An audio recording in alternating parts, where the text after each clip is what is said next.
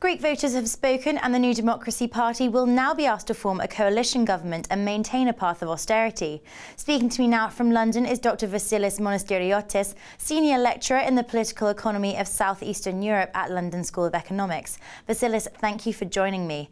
New Democracy will now be allowed to form a pro-bailout government. However, we've got a long road ahead. At present, Greece is still without a government, which has implications of its own.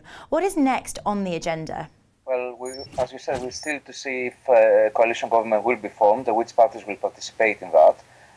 At the moment, we have the initial agreement by the other centrist parties and the Democratic left that they will most probably participate in a coalition government led by the winning party, the New Democracy, the centre-right party.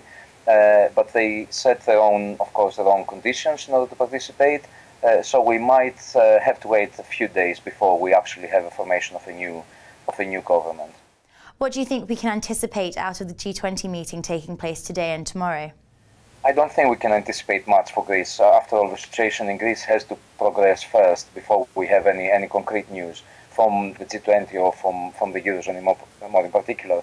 What the G20, I expect, will do is that they will reaffirm their intention for Greece to remain in the Eurozone, their backing for that, and they will perhaps a bit more vocally propose for a relaxation, a partial relaxation of the austerity measures so as to give Greece time to implement the fiscal consolidation that it has to implement in any way, and make it more possible for the new government to implement the measures without facing huge protests by the Greek people. José Manuel Barroso, President of the European Commission, has stated that they want to work with the Greek people to find a solution that will suit them. The Deputy Finance Minister for Germany has also said it is clear to us that Greece should not be overstrained. This appears to be backtracking slightly from the hard-nosed line that we saw pre-election. Will these statements exacerbate concerns regarding Greece's commitment to austerity? I don't think they will exacerbate these concerns because at the same time we're hearing other politicians in Germany and in the rest of the Eurozone saying that the memorandum is non-negotiable, the austerity measures have to go through in order for the fiscal consolidation to happen in Greece. I think what these statements are trying to do is to signal to the Greek population that they have the support of Europe in their efforts to bring the economy back to a positive growth rate. And they're trying to support the formation of the new government, so exactly to buy them time. But I think one way or the other, Greece has to undergo significant austerity measures, opening up of markets, which will hurt different groups of people within the country that have lived on privileges. So these things have to go through. We can have a positive language from the Eurozone, and this is very much welcome, but I think the substance doesn't change. That the measures will be unpopular, would be painful for Greece, and it will take quite a long time for Greece to recover.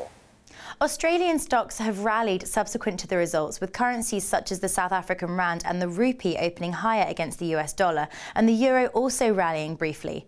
Slow growth is often considered conducive to more sustainable growth. Do you think that the speed at which markets have responded can be considered a good or a bad thing? I don't think it matters too much. It is, of course, positive that the markets reacted immediately after the election results. If you want, it was more a positive reaction to the fact that we didn't have a government. The series of the Radical Left Party didn't come first in the election, so we will not really have an anti-memorandum government, rather than a reaction that was reflecting optimism about the situation in Greece in the next couple of months. And this, I think, shows in the fact that the rally on the euro was quite brief, and now we have more of a stabilization. I think there is a relief for the markets for the election result, but it is not really a significant change in how optimistically the markets see the situation in Greece. Vassilis, thank you for your insight. It now remains to be seen what agreement Greece's political parties will come to, but stay tuned to Dukascopy TV for all of the latest on this topic and more. Goodbye for now.